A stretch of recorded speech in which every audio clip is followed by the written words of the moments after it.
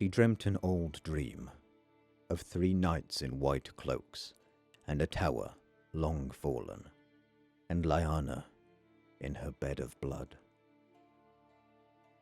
In the dream his friends rode with him, as they had in life. Proud Martin Castle, Jory's father, faithful 𝗘𝗾𝗂𝗶𝗽𝗺, Ethan Glover, who had been Brandon's squire, Sir Mark Riswell, soft of speech and gentle of heart, the Cranagman, Howland Reed, Lord Dustin on his great red stallion.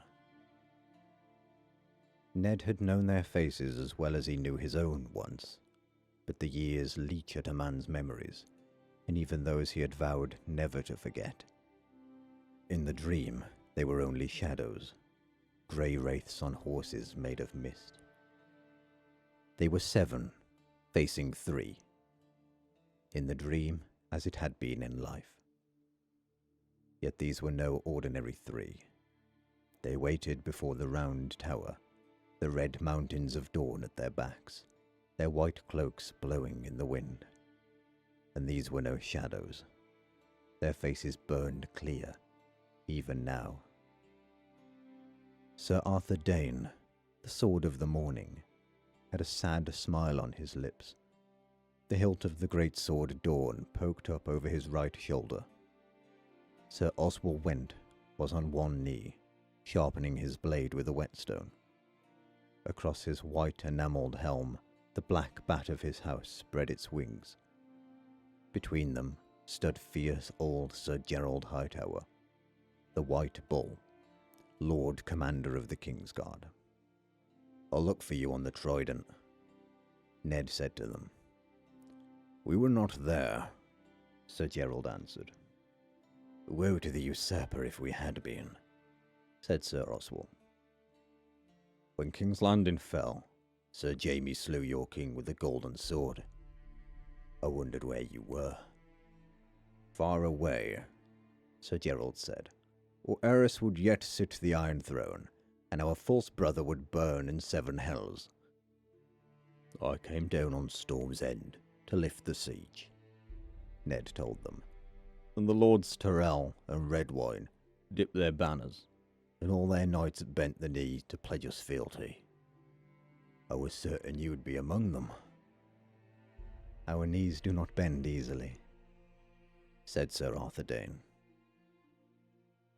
"Sir Willem Darries fled to Dragonstone with your queen and Prince Viserys. I thought you might have sailed with him."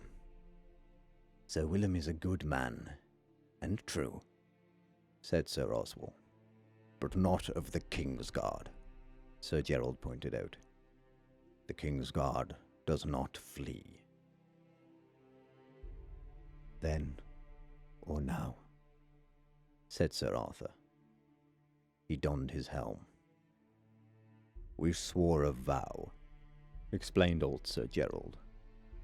Ned's wraiths moved up beside him, with shadow swords in hand. They were 7 against 3.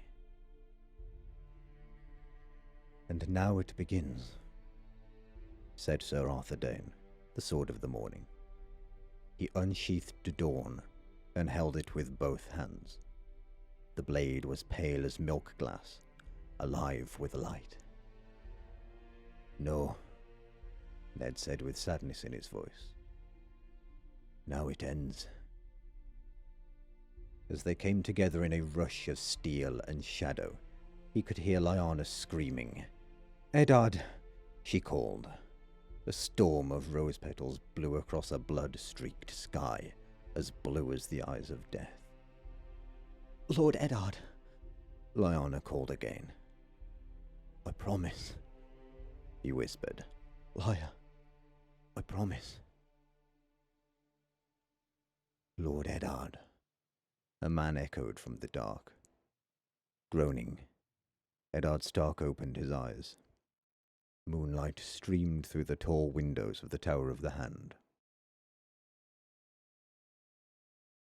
"Lord Eddard?"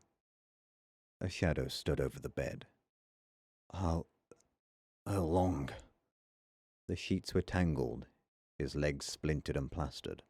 A dull throb of pain shot up his side. 6 days and 7 nights. The voice was Vayan Poole's.